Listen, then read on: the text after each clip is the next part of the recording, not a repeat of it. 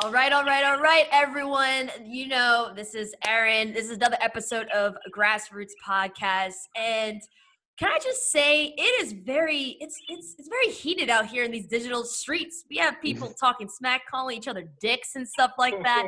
But let's start off on a more positive note. We have a special guest today who is phenomenal, right? He is someone who understands the essence of grassroots. He understands building something and making it from nothing into greatness. And we're going to get into it later on. But first, we got to do our usual intro. My name is Erin Ashley Simon. I'm Brandon Killabh HR. Big Papa Pump, regular Nas. Y'all don't get it. Kazeem gets it. He's a wrestling fan. He's a wrestling fan.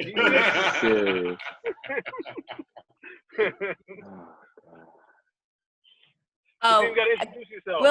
Wilson, your mic's off. Introduce myself. Yeah, we don't. Oh, my bad. Shit. You know, the quintessential stud muffin himself, Kazeem, aka Real Life Kaz, Kazeem Famuyide, host of the Say Less podcast. Hey guys, damn, my fault. I fucked that whole intro. Oh my god. So now we have to deal with two people the entire day with aliases. This is gonna be great. I want to let y'all know something. It's our week. It's our week this week, man. Like, it's WrestleMania week. Yeah, WrestleMania week. There's a lot of things not going on in the world, but I get it. Show in town. I get it. WWE, so it's our week, Kazeem. We here, bro. Yo, listen, I was quiet while you and E were talking because I was so excited because another wrestling fan. I got to save all my questions and all my comments until that record button is on. Oh, absolutely. Yeah, hey, we can get into it, man. We can get into it. Let's when Harry met Sally. All right. Oh my gosh, let's get into it. Wilson is here. He just has to work on some audio stuff right now, but Wilson is in the building. But let's start off, right? I want to hop into just talking about nerd culture and subculture because all of us in some shape or form here are, whether we're into wrestling or whether we're into gaming or something, like these are cultures that when you think of hip hop or when you think of mainstream in terms of like coolness, right? People think that like, for some reason, people think that Black people can't be, knowledgeable about hip hop and then be nerding out to Marvel or anything like that. So when did you get into that period of time where you transitioned from doing a lot of work in mainstream music and then moving on over into sports and wrestling and more of that subculture categories? Well, I would say it was always in me, man. Like it was one of those things where, I got an opportunity to work at the Source magazine, which is, in addition to being a lifelong hip hop student and a student of the game, it's a legendary publication, and being able to be there as like my first like cutting my teeth in any sort of industry, had its benefits. And when it came to music, and especially that magazine, I was a fan of the Source back when they were covering everything. You know what I'm saying? Like when they were so big, they were, it was almost as big as a dictionary because they had so many ads in the magazine because they covered so many topics. So in addition to, being a nerd about, hip hop quotables and 5 mic albums and,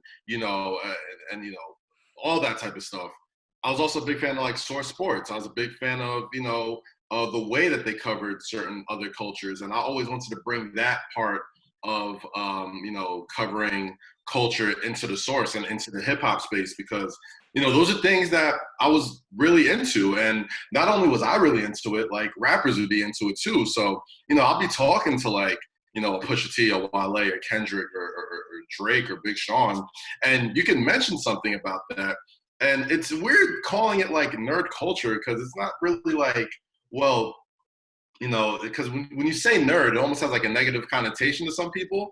And, it's not really a nerd culture because when you think about it, we all kind of grew up the same. Like, if anything that social media has taught me, it's that we've lived very different lives, but very, very similar lives. So, of course, everybody was into pro wrestling when pro wrestling was everything. Of course, everybody had a PlayStation or a Nintendo 64. Of course, everybody had Marvel comics and watched Spider-Man, the animated series on Fox 5 or the X-Men series and was super hyped to see it in movies. Like, these are all things that like we all sort of experience. So I know, you know, I knew the things that united us was way bigger than the stuff that divided us. You know what I'm saying? So just because I wrote about hip hop and I was big in that space didn't mean I wasn't super passionate about pro wrestling or super passionate about comic books or super passionate about video games. You know, like we're all very three-dimensional people. And it was that type of mindset and just kind of betting on myself and thinking like, I know I'm not the only person who thinks this way. I know I'm not the only person who, you know, has these sort of interests. So yeah, that was something that I was like very gung-ho about and just kind of, you know, bet on myself and a lot of people that I trusted to, you know, follow those instincts. And they've proven me right for most of my career. Now, as you started out, though, did you feel like it was difficult for you to kind of just be yourself in such a gritty space? Like, because you think about hip hop, you think about all different types of things. You think about violence, you think about drugs, you think about everything, right? And then the space of kind of like being the nerd, air quotes nerd, it's kind of the safer kind of space. Did you have a problem like kind of blending there? Honestly, no, because, you know, for the reason you said it, like everybody, you know, talks about the violence. Everybody talks about gang shit. Everybody talks about, you know, everything that is super, you know, typical when it comes to discussing hip hop.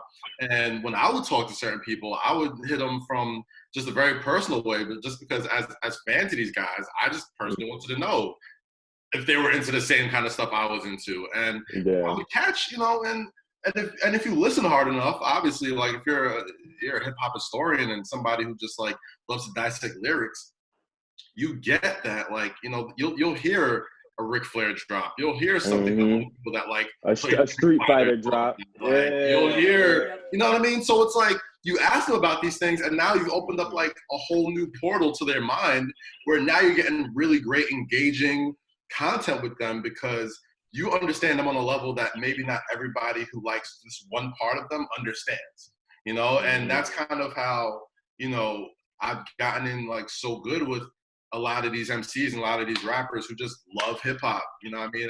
And the other way around, a lot of these wrestlers that just love hip hop, you know what I'm saying? And it's one of those things where I didn't really find it that difficult because like I got in really young and I was afforded the opportunity to try some shit and see if it failed. You know what I'm saying? Yeah. So like maybe if I was a little bit older when I got my first big break and I had to just go with what worked and just knew that, okay, this is going to be, you know, I might not have my whole heart in this, but this is going to be something that I need to do because this is what I want to hear. I was young and naive enough to just try different things when talking to these people, and it didn't really make me nervous. I didn't really feel, you know, find much difficulty in it. I mean, there's difficulty in all careers, but as far as like being able to bring that side out of a lot of people that people don't see,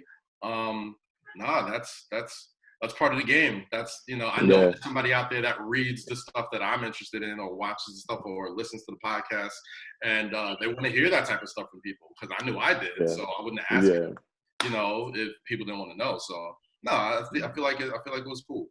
Was there ever a struggle though? Like, was there a struggle where you obviously have the main hip hop music lane, but was there a struggle to then, as you're creating content, whether there's WWE or anything like that, in terms of it, I guess your fans on the hip hop side tuning in and building a presence on that side and letting people know like, okay, yeah, he talks about hip hop, but I also want to check out his content for WWE. Because a lot of times when it comes to branding, it's like people always say, oh, own one thing, but you've been owning multiple lanes. Yeah, I mean, I would say I wasn't necessarily say that it was struggle, but I think internally, I mean, you know, obviously you never want to feel like you're taking advantage of a culture, because I know some people could see that and be like, oh, he loves wrestling, but he's not all about wrestling. He loves hip hop, but he's not all about hip hop. He loves the NBA and sports video games, but he's not all about that. You know what I'm saying? Like, I feel like we're all unique individuals.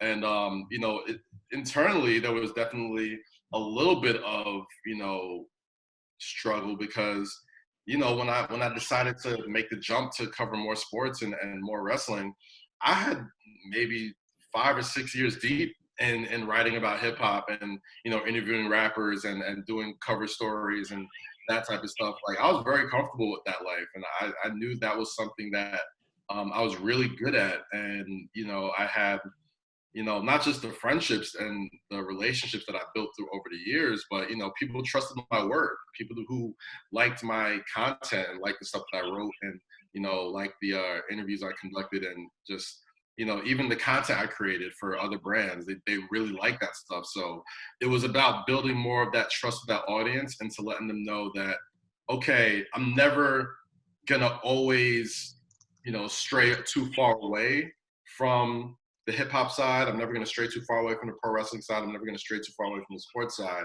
because I know there's people out there that like all that stuff and want to hear all that. You know what I mean? Like, I know there's certain ways I could communicate with people about certain topics that not everyone's gonna get. And a lot of times I'm not trying to get everyone to understand it. I want people that some people are gonna miss it. Some people are gonna miss it. Exactly. Like, sometimes you're gonna miss it, and that's okay. Yeah. Like, some people ain't gonna get it, and that's fine. And that's why I say, like, that's the only struggle I really had was internally, because it was figuring that out. Like, sometimes things I would create wouldn't take off as well as other things, and I knew that was just a means to an end. You know what I mean? Like, I knew that was just something to build my overall scope of my career, just so, you know, not everything, you can't quantify everything through numbers and money. Some things you got to get through experience. Some things you got to get through. You got to earn your stripes. You got to put in your 10,000 hours for everything. You know what I'm saying? Like, and the one thing that people will definitely say about me, or I would hope they would say about me, is that, like, I don't shortcut people. Like, I could talk about WWE because, like, I was on the road with them for a year of my life, creating storylines with, you know, in war rooms with Vince McMahon and Triple H, like, and before that, you know, Wrestle Rap, which is like one of the first of its kind, a straight up hip hop based wrestling show. You know what I mean? Like, I wouldn't say it's the first of its kind, but it was definitely one of the more successful of its kind, which led the way to Wale Mania, which is definitely the first of its kind. You know what I'm saying? So even though that wasn't something that did like huge numbers, a lot of times you're not doing it for that. Like, a lot of times you gotta do it for the reputation, for the culture, which is the terrible phrase that I hate people saying. But it's you know, like, yeah, like, some things people are just gonna get, and like, it doesn't matter, like, if it's something that's super popping or super, you know, just like breaks the internet or anything like that. Like, sometimes you just gotta do it for the love, and that's where I've always had my heart lead me when it came to my career. What you said you were with the WWE for a year, and I can only assume that you have to be a detail-oriented person to get to where you are, to be as successful as you are. How detailed was that organization in the WWE? Like, how particular was Vince McMahon and Triple H?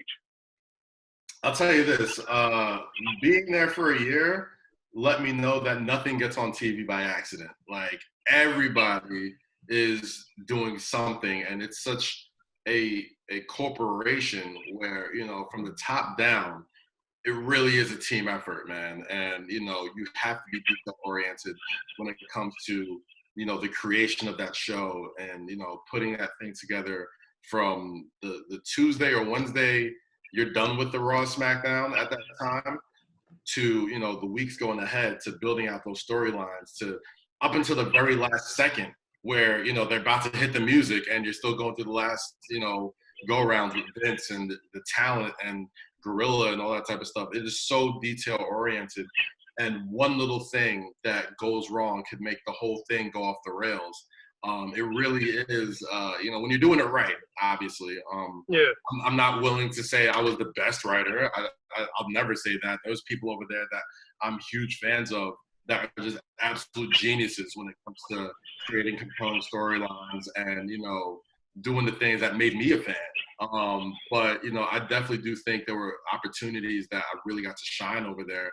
And that was never because of me, because yeah, you have a part in creating it and writing it, but the talent's got to go out there and perform it. The back's got to be ready to hit the music at the right time. You know, things got to get edited. You know, production's got to be on point. Production got to be done. What's up? I said production got to get done. Yeah, like it's so many boxes I got to get checked off for a great thing to happen on WWE. Just the fact that they're even still putting on shows with no crowd in their own performance center lets you know that like that place is ran so meticulously that, you know, a person like me could, you know, appreciate that, because, you know, I look up to people that are extremely successful in whatever field that they're in, and just loving to see just how they function. And for a good year in my life, I got to see like a handful of people that I've been fans of my entire life function up close. And, you know, there's things that you like and there's things that you don't like, but I usually tend to take the things that I like about them that are positive and implement it to my own you know, way of thinking in my career moves. So your time at the WWE, can you guys hear me? Yeah, we hear you. Yeah, we can hear you, bro. Oh, okay. Have you ever heard anybody make like a crazy pitch for like a storyline? Or have All you? the time. That was more than half the job. Like 70% of the job was listening to crazy pitches from, you know, everybody. Can you tell us one of them? Oh gosh, man, there's so many. I mean, you got to understand, man. Like when it comes to talent, you know, Because I'm thinking about Val Venus, Doink the Clown. You know what I'm saying? Like, man, I mean, off the top of my head, during my last couple of weeks working at the company, Bray Wyatt had been gone for a while. He had been, you know, he ran his course with Matt Hardy, the leader of Worlds, and you know, Bray had been gone for a minute. He was, you know, doing his thing, doing not just getting healthy, but I think, you know, he was, you know, growing his family as well. And I got to sit in on a lot of different ideations of what eventually became the Fiend. And it was none of us. Like the people, I mean, at least the people that I was in the room with that I got to see, like that was like the brainchild of Bray. Like he's one of the most, like, I've only got to see like work around him like a handful of times, but never as the Fiend, only like in his, you know, last incarnation of his character. But just seeing him work, just seeing how his mind worked, and seeing how all the other talent respected how his mind worked, let me know that he's just a different cat. And, you know, he's the rarity where it comes to, like, you know, a lot of that stuff is from his brain, and you could help him and you could be in the room with him, but at the end of the day, he's steering that ship. And, you know, that's the good side. You know, other people, you know what I'm saying, and I won't mention names, they, you know, obviously have different ways of how people react to their character, and they think they have a bigger sense of who they are to themselves than what they really are, you know. And granted, if you're a wrestler, if you make it to that level of WWE, you have to feel like you're the guy, you're everything, you know what I mean? And you got to have that sort of self-confidence about you, or else you never make it through the door. But at the same time, you know, you're trying to pitch yourself to be like this world beater. It's like, okay, well, we got Roman, we got Seth Rollins, we got Braun Strowman, we got AJ Styles, we got all these like top guys. Top dog. Yeah, top dog. It would be great to have another top dog, but you ain't got to convince me of that. You got to convince them of that. And at the end of the day, you got to convince the big man, the guy who really calls all the shots, and that's, you know, Vinny. So, you know, I've heard some wild ones. I've heard people that you would laugh off as being like, this guy really believes he or she is, you know, Fandango. Gift or pro, like it's the wildest things you'll ever hear. But just on the positive side, a guy like Bray who does think like that, and, you know, has been in the game his entire life, that he's forgotten more about wrestling that the people in that creative office and myself could teach him. You know what I'm saying? So it's like he's one of those special ones where you get to see it and you're in awe of where he's taken that character so far. So hold on. Now I have a question too, because I'm thinking as you guys are talking about storylines, I thought about like Goldust, Mankind, all of these crazy storylines. What's one of your favorite storyline growing up, watching it, and now seeing the business side of actually developing that storyline? Tell me how that clicked for you and what that was like. Man, I always say this. I'd say the greatest bad guy in the history of pro wrestling is McMahon, because Yeah. his character was legitimately created by accident. You know, you got to think back to the Montreal Screwjob, and you know, for a long time, I was one of those Bret Hart truthers. I was like, they were all in on it. There wasn't a real screw job. Like Bret knew what was going on. Shawn knew what was going on. Vince knew they were filming this documentary Beyond the Cat, and Wrestling with Shadow, like all these things, and he gets spit in the face. And like, you know, growing up, you think you know a little bit more about wrestling, so you're looking at the things in the replay, right? And it's like, well, knowing everything and how that works there, as soon as Bret gets spit on by Vince, the camera zooms right into Vince, which is like, that's the boss, bro. Like, if he doesn't want something on TV, it ain't getting on TV. So I was a Bret Hart truther for a long time. But that was the first time the door was kind of cracked open to the inside of how the WWF worked at that time. It was like, yo, oh, Vince McMahon isn't just this commentator. He's the boss. Like, he runs the show. So when Bret's, you watch Wrestling with Shadows, and Bret and Vince get into it, and then Shawn was in on it as well. Now, at the end of the day, like, it took a couple of months for it to be like, oh, wow. Like, you're hearing Vince screwed Bret chants throughout throughout every show, and, you know, booing Shawn Michaels and booing Earl Hebner. Like, the biggest bad guy in the world now is this guy who we all thought was the commentator, but is really this megalomaniac boss. And then from that, turning that into, you know, every great bad guy needs a great foil, and that was Stone Cold Steve Austin. And that whole creation, and seeing how that's my favorite storyline of all time. Exactly, because it's my storyline or stuff that's tied into some reality. Like, there's got to be something where it's like, oh no, this really happened. And now they're taking their chicken shit and turning it into chicken salad, and it created the biggest boom period in the industry. You know what I'm saying? You've created megastars only because this central character in this long-running television show is the guy who really runs the company. So it's seeing how that worked now, going, you know, with my older mind, and seeing how that's turned into, you know, a thing that could have completely destroyed that company into the biggest thing going. Incredible. How do you feel about Orange Cassidy? I'm a huge Orange Cassidy fan, man. Like, he's one of those guys. As a wrestling fan, is it kind of hard to see that, though?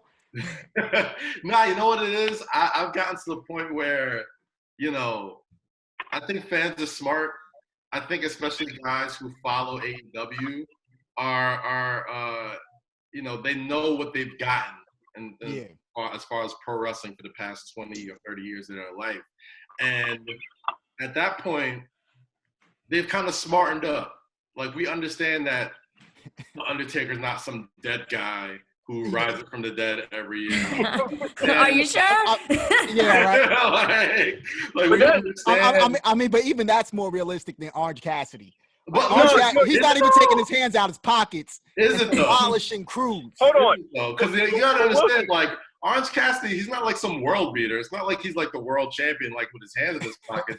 He does a few cool moves, he pops the crowd, and then he always gets his ass kicked. Like, so he's one of those guys where it's just like, man, I love it. It's different. It's cool. Yeah, I love it. Viral. You know what I'm saying? And I feel like a lot of successful pro wrestling right now, whereas like when we grew up, everything was about like television ratings and how many people watched Raw this night and did they beat Nitro and yada yada yada. And that's 20 years ago. Talking about television ratings as an antiquation of success for pro wrestling is so dated. It's like, yo, Orange Cassidy is one of the most viral wrestlers out there because he wrestles with his hands in his pockets and he doesn't smile and he has sunglasses on and he does kip-ups. And it's like, dog, if you can catch my attention for 6 seconds in a looping boomerang or a viral clip that 30 million people see, that's just as good as having the top rating on Monday Nitro 20 years ago. You know what I'm saying? Because it's like, who really remembers those guys? So you said that Vince was a great bad guy, right? But he's only a great bad guy because he's trying to compete with the up-and-coming ECW and their wrestlers, Sandman, New Jack, Now you had a chance to do this documentary with New Jack. How dope was that? Well, I didn't necessarily do the documentary with New Jack. Vice reached out to me, and you know, I have a great working relationship with Vice, and you know, just doing some commentary, some social media live commentary, and taking over the social media accounts for every episode of Dark Side of the Ring, which is in their second season now this year. Last week they premiered and had their biggest premiere day of any new show they've ever had. That's including, you know, everything with the Chris Benoit 2-part documentary. So they followed it up with New Jack this week, and we did a whole episode on New Jack today on my podcast, Say Less with Kaz. And I got to see a good chunk of the season so far. And the New Jack episode was the second episode I watched after the Benoit episode. And New Jack is a guy that if that documentary didn't come out and, you know, you didn't see it for yourself, you wouldn't believe that he was an actual guy people paid to see. You know what I'm saying? Like, it wasn't, you know, ECW was the perfect thing for that time for him. Because I think now, you know, he's a guy like, it would never work. Like, he's a guy who's legitimately strolling to the ring. Half of his gimmick is so lit because he's beating the ass to Natural Born Killers by Ice Cube and Dr. Dre while the match is going on. He may put you in a headlock. He may arm drag you one time. But like 30 seconds into the match, he's grabbing a barbed wire bat. He's grabbing a staple gun. He's grabbing a stop sign. And he's just beating the shit out of you with it. Like, and I hate to curse, but it's like, it was so overtly violent, not even like in the safe way. It's just like, dog, the art of pro wrestling is to make me seem like this guy is really getting hurt. Not really like, hurt people. Stab this guy in the middle of a match. Yeah, like, not to cut this dude's face open like with a scalpel. Like, but do you remember Ken Shamrock though? You remember when Ken Shamrock first came to WWF at that time? And it was like I think it was an adjustment for him. He was like really snapping ankles and shit. Like it was bad. Like, oh, you gotta understand, man. Ken Shamrock when he first popped off, the UFC was still not that regulated as it is right now. You know what I mean? Like it was still very much like, you know, mano y mano, like not many weight classes. They were only using hand wraps. They were bare knuckling still. Like, like it was wild. So it's like, you know, telling a guy like Ken Shamrock, who has legitimately beat up some of the baddest guys on the planet, that, hey, we're gonna make you look like, you know, like, yeah, I think the only way it would work is that, like, you know, every match that he didn't win, he would snap. And when he would snap, it was him just like, it was him maintaining his heat because everybody knew legitimately nobody could really beat up Ken Shamrock for real, right? No, so what's the best thing we can do? We're just gonna make him put people in the ankle locks and break ankles and have throw a bunch of referees into the ring like, oh my God, we can't stop him, everybody. And then they're all trying to surround him like all that, like getting arrested. Like that was the only way that could work. So it's like, you know, a guy like Ken Shamrock now, he kind of broke the doors open for guys like Brock Lesnar, guys like, you know, Daniel in there, even Cain Velasquez. Velasquez. Ooh. Yeah, like, you know, it's funny because Cain Velasquez had that weird match at Super Showdown, but like if you go watch some of his stuff with Triple Mania in Mexico, he's flying around the ring like he's Rey Mysterio Jr. Like he's like a real deal like luchador type of wrestler. But he also real deal beat the crap out of Brock Lesnar for the title. So it's like, you know, it's a guy like Ken Shamrock, man, like he should have been in the WWE Hall of Fame, man. Like he's a guy who should have got his flowers as far as like, you know, breaking that door open for not just like mixed martial artists, but especially for the UFC. I didn't really know what the UFC was. He changed the game. I was about to say, for me, until Ken Shamrock, I had no idea what UFC was. I had no idea until him. Yeah. And then I just started doing research on his whole family and his brothers and stuff. I don't mean to cut you guys off, but when I heard Break the Door Down, I want to kind of switch gears a little bit because with Wale Mania, that broke down many doors. and especially when it came to hip hop's integration into wrestling, more in terms of just people from hip hop, right? Obviously, there's been certain integrations of hip hop into wrestling because we spoke to R-Truth about that. But talk to us about how did that even start? How did Wale Mania start? And how did you guys get to the point where the WWE even was supporting that initiative as well? Well, I mean, Wale's had a long, funny relationship with the WWE. So I'll say this. It wasn't always peaches and cream with both of those parties. But I always give big shout outs to Court Bauer, who runs MLW right now. And he was one of the first guys to kind of like put the concept of Wale Mania together, which was at one point just kind of like a really cool like fan fest where like, you know, fans could come and see like Court host his podcast with, you know, Wale and a bunch of other like old school wrestlers, just because Wale was just a huge wrestling fan and he always went to WrestleMania and he always wanted to do something cool around that weekend. So we would get guys like, you know, Jim Ross, Rey Mysterio, Jeff Hardy came one year, Samoa Joe, Conan, Rob Van Dam, just a lot of like the really great wrestlers of the time and a little bit before that. Just you know, Dave Meltzer came by, the Young Bucks, you know, a bunch of these like really dope, you know, people in the wrestling community that Wale was just a fan of. You know, he just wanted to be down.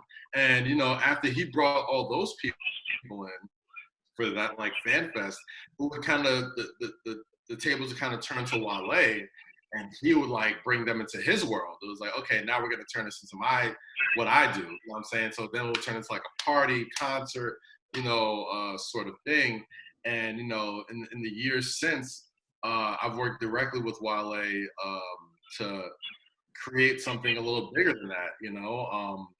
With the years that I've had working Wrestle Rap and, you know, being in the good graces of the WWE and working with them, and the Wale Mania that year, the WrestleMania that year, being in New York, and, you know, working very closely with the New Day throughout that entire year to like help craft that story, and Kofi's fighting for the WWE Championship in your hometown, in, you know, and you got to do a Wale Mania. Like, I was like, all right, I got to make this as big, black, rap heavy, wrestling heavy as possible in the biggest city, because I knew all eyes were going to be on it. It's the same mentality I'm taking next year into Los Angeles. All eyes are going to be on this thing.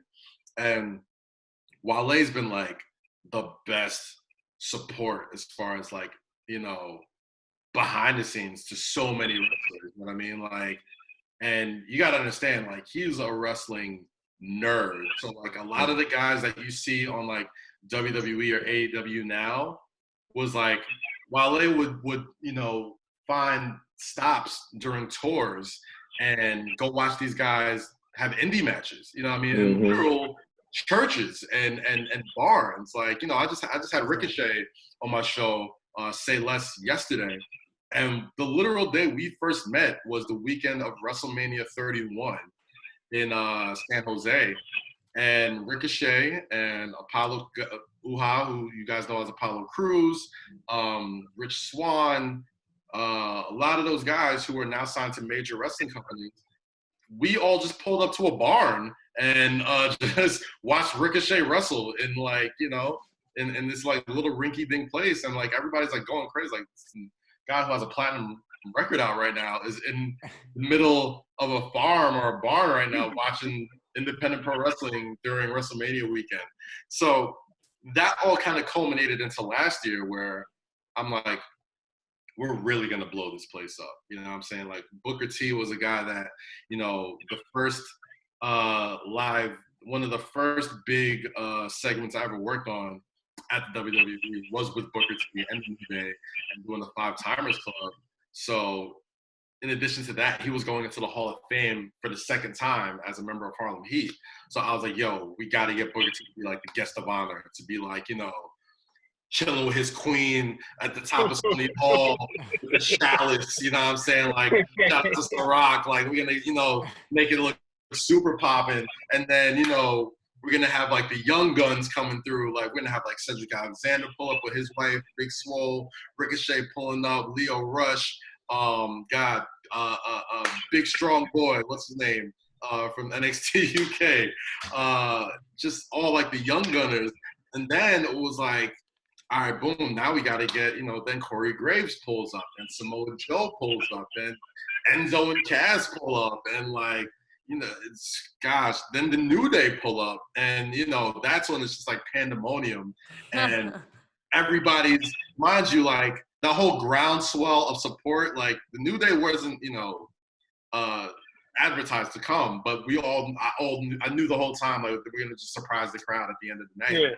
And mind you, at that time, Kofi could have ran for mayor in New York City that weekend. He was so popular, dude. Like, everybody in the world wanted to see him become the WWE champion. And then he pulls up to Sony Hall, and it's just madness, absolute madness. And, like, then WWE hits me up and like, yo, we want to use this for the WWE 24 we're putting on for the network. And, like, we want to work together to make this happen. So, because we love you and we love working with you. So, like, let's make this, like once you're in there, it's like the mafia. It's like you never really leave, you know what I'm saying? Like there's still always ways that WWE reaches out to work with you. So like, I'll work with them with cricket and doing a lot of like the live show experiences with them for the big pay-per-views like Survivor Series, Royal Rumble, WrestleMania.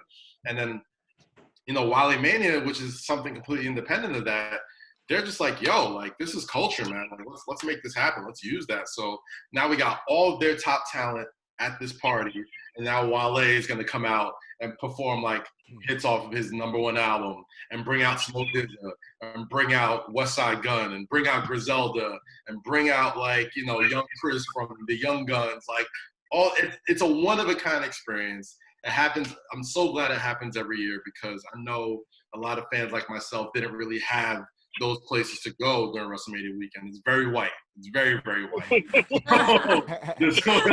This was something that, these people could really grasp and hold their arms around. And I just wish when I was a wrestling fan growing up, I had that type of thing to go to. So for sure. So is that like a new, like, okay, you said that the other wrestling events are predominantly white. Do you feel like now there'll be more of a, I wouldn't necessarily say an acceptance, but in that culture embracing Black culture being a part of wrestling because of the likes of Wally Mania? I would think so, man, because Wally Mania, I think, especially it was important that Wale did it too. You know what I'm saying? Like, granted, he's not the only rapper that's in the into wrestling. I mean, you got your Denzel Curry, you got ASAP Mobs, you got John Cena, Action Bronson, like SZA, Ghostface, all these guys. They're all big into wrestling. Rick Rubin, but Wale was a guy who not only rapped about it in his songs, but put his money where his mouth is. Like, he helped fund the MLW with Court Bauer, which is the company that, got MJF popping, who is like now the top heel in AEW. He's a guy who I flew to Houston with to meet with Mark Henry because he wanted to meet Uhaa Nation, who eventually became Apollo Crews, and got him his deal with the WWE. You know what I'm saying? Like, Rich Swann, same guy. You know what I mean? Like, he's a guy who not only put his money where his mouth is as far as like a fan of wrestling when it came to like these guys who are on the independents that have now made it big since then, but he was a guy who wasn't necessarily in the best graces of the WWE at one point because it's something that was completely out of his hands. And he went so hard to make that, thing in the past because that happens with him a lot. I think a lot of people with Wale, they tend to, he's very misunderstood. Like, I feel like if everybody knew the Wale I knew, you know what I mean? Like, a lot of the assumptions that people have about him, they would never have because a lot of things he just has unfortunate circumstances sometimes. So now with Wale Mania, it's become something where, every culture has that moment. Like the Comic-Con had that moment. Esports had that moment. Every sort of sub-nerd culture had that moment where, brown folks started knocking down doors. You know what I mean? And I feel like last year's Wale Mania was just such a it was so us. You know what I'm saying? Like, it's like when a guy, perfect example, you got like Drew McIntyre, right? You're watching these videos getting ready for the main event of WrestleMania, and he's like literally running the hills of Scotland with barrels on his back. He's like, Lesnar! Like, that is so him. Like, he's going for his first world title. It's the biggest moment of his career. That is him. That is his culture. That speaks to him. Every Scottish person that saw that was like, yo, that's our guy. Kofi Kingston, same thing last year, man. He has this groundswell of people, you know, coming together for him. And we know how long it's been since we had a black WWE champion. It's been almost 20 years. You know what I mean? And you can count them on one hand. See Mark Henry, The Rock, Kofi Kingston. You know what I'm saying? And it's like, you know, when it got to that point, Ron Simmons, my fault. Shout out Ron Simmons. And then seeing Kofi in New York City in a hall reserved for rappers and concerts, surrounded by all the black wrestlers, surrounded by not just black wrestlers, but you know, mostly black wrestlers, but like surrounded by like everybody in WWE, surrounded by a bunch of rappers, getting carried on his shoulders, crowd going crazy, playing like Knuck If You Buck, like swinging his breath in the air. I'm like, oh, that's us. Like, that's how we support our people, man. And it's like, yo, it's like, and they got it, and they understood it, and like shout out to Big E too, like and Xavier Woods, they get it, you know what I mean? Like, they understand a lot of that. They know that stuff doesn't happen if they don't understand that same nerd culture that they all came from. You know what I'm saying? Especially Woods, especially Big E. You know, that's how we support our people. So that sort of moment, man, and being able to do that every year, it warms my heart. Like I said, it's something I wish I had growing up as a black wrestling fan. Yeah. All right, so I have a quick question, Kaz, because I know we're getting close to time and we have to say less, but I want to get to say less. You see what I did there? That's a segue. Clever boy. Hey, so how did we get there? Like, where did you start, and what got you into podcasting, and how is that working out for you outside of us, you being here? Clearly it's working out. So tell us about that. Yeah, well, you know, I had done a few podcasts in my past. You know, I did Big Apple Bucket with the New York Post. I did a very popular Flavor 2 podcast for about 3 years. And, you know, things were going on in my career as far as, like, you know, covering sports and doing all types of other things that as much as I loved being a part of that crew and doing that show with them, it was just time to grow. And Say Less was something that, you know, was something that I was, you know, thinking about for a long time. And obviously, with everything going on in the world right now, it hasn't launched exactly how I dreamed it was supposed to launch, because, you know, we got to go home and we got to do Zoom interviews and FaceTime audio, that type of stuff. But at the same time, you know, it's definitely something that has made me, you know, it's almost been therapeutic for me doing these every day, you know, during this pandemic, because, you know, the world is literally changing before our very eyes. And, you know, in a few years, maybe like 5 or 10 years from now, or 2 years from now at this point, I can look back at these episodes and know that, you know, when the plague happened, like Shakespeare, like after quarantine was over, like Shakespeare like came out and created some of his best work, you know what I'm saying? And it's like at times of great like struggle in the entire world, especially something like this, a once in a lifetime pandemic, it's that time where like creatives do their best work, and they got to get to work, and they got to, you know, do what they've been put on this earth to do. Like, we all, as creatives in our different fields, we're given this gift to be able, whether it's to talk, whether it's to be able to interview people, whether it's to be able to create content, whether it's to be able to do something. All of us creatives were given this unique gift that not everybody else is blessed to get, that would love to have. And at this time of our lives, this is when you want to, this is where it's put to the test. This is where you know, make the best use of it. And that's what Say Less is, man. Like, Say Less is something that I know I have a gift for, as far as like connecting people with other people and connecting worlds to other worlds. And, you know, having something every day that people could wake up to and listen to, even if it's just for an hour, even if it's just for 45 minutes, they could just escape with it and just like have just some interesting conversations. And granted, it was supposed to be a sports show when it launched. I think it was kind of a happy accident that it's become more of like a lifestyle show and a culture show, because with no sports being on, we need each other more than ever. So I think it made more sense to celebrate all the similarities that we have in life than the differences, because we need unity to get through this whole type of thing. So that's what Say Less is, man. It's my passion. It's my passion project. It's, you know, it's something I've been doing for the past almost 11 years now, but not necessarily with, you know, my own, on the sweat of my own back. So the people who support that, the people who listen to it, it means the absolute world to me.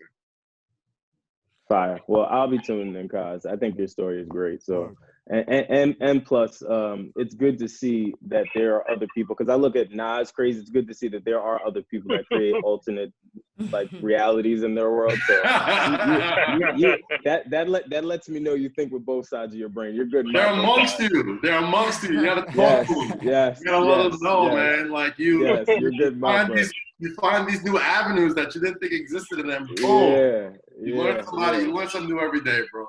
Word. 100%. All right, guys, this was a great conversation, especially when it came to wrestling. I wish we could go on and on, but we gotta say less and keep it more constructive.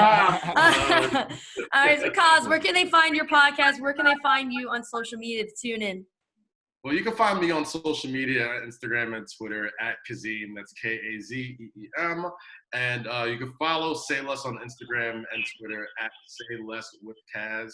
You can listen to the podcast on Apple, Spotify, Stitcher, Google, YouTube, TuneIn, everywhere. You know what I mean? Just Google it. Hit Say Less with Kaz. You'll find it. We got some amazing episodes. I've talked to Roz Golden-Woody of First Take, Van Lathan of The Ringer, B-Dot from Rap Radar, Peter Rosenberg from Hot 97, Melissa Ford, Ricochet from the WWE, Swerve Strickland, Honda Core? a lot of people. Erin Ashley Simon was on the show as well. So it's just interviews with people that I just find extremely interesting, that I think you find it to speak to. So appreciate the support. Welcome. On that note, I'm Erin Ashley Simon. I'm Brandon Killabh. The Big Balboski, regular Nas. The quintessential stud muffin, Kazeem. Appreciate y'all. Thank you so much.